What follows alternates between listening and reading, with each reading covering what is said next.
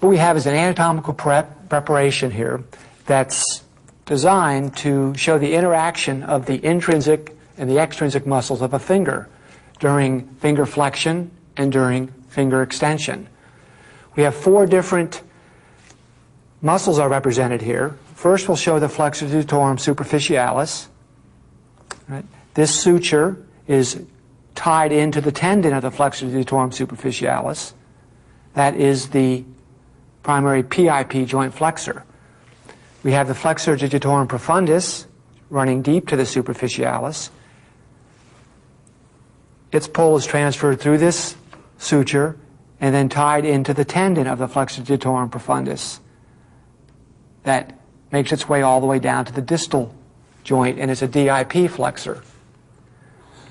We next have a suture, or a set of sutures, that actually run to each of the collateral bands in the extensor mechanism on either side of the extensor mechanism, representing the pull of an intrinsic muscle such as, for example, the lumbricals.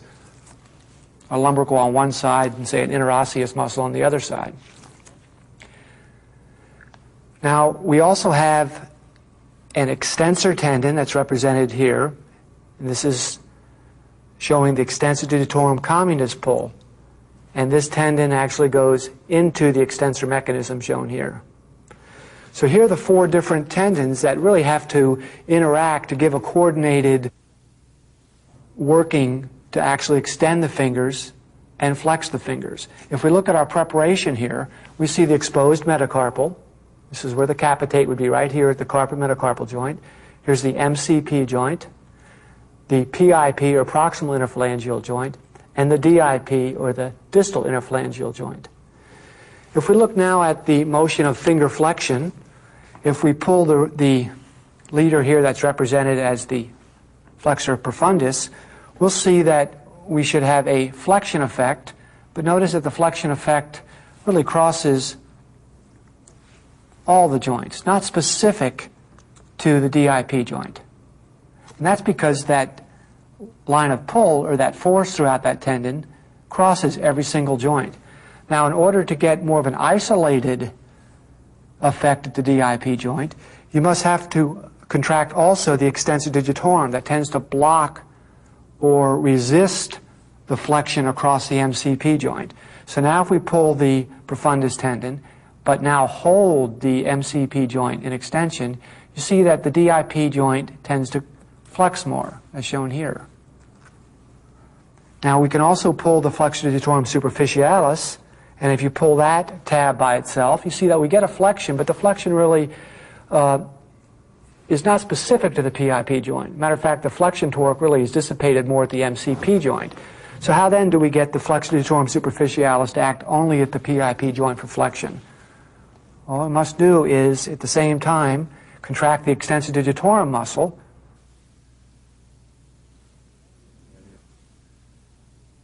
and then we can have the flexor digitorum superficialis work just at the PIP joint as its primary action.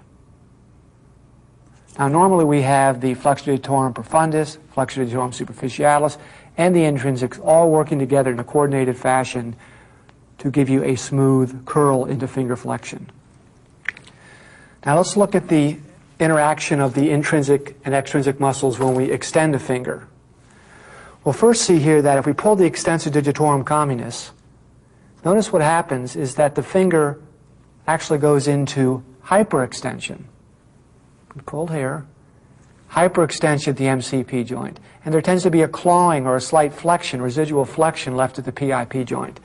And really the extensor digitorum dissipates all its energy into extending the MCP joint. After this goes into hyperextension, as shown here, the extensor digitorum cannot transfer its extensor energy distally throughout the extensor mechanism.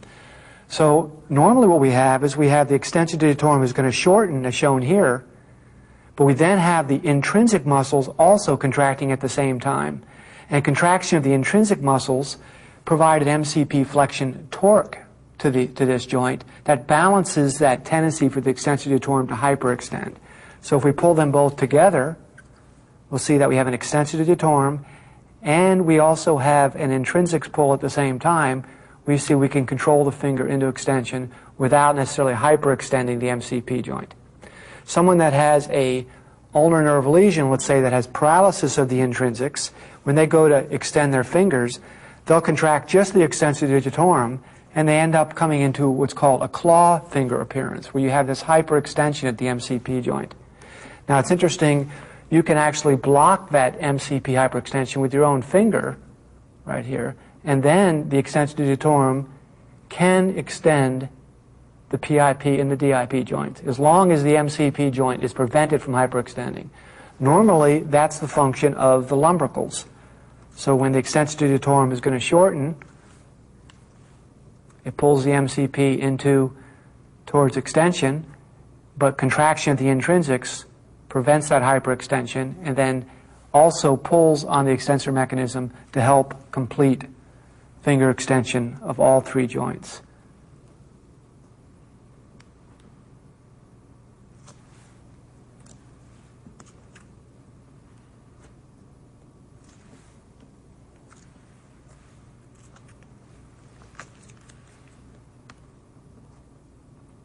Contracting the intrinsics alone actually flexes the MCP joint, as shown here, and then just extends the PIP joint and the DIP joint, the so-called lumbrical position. If we just finish this by showing some action of the flexor digitorum superficialis again, with the extensor digitorum, we roll into flexion.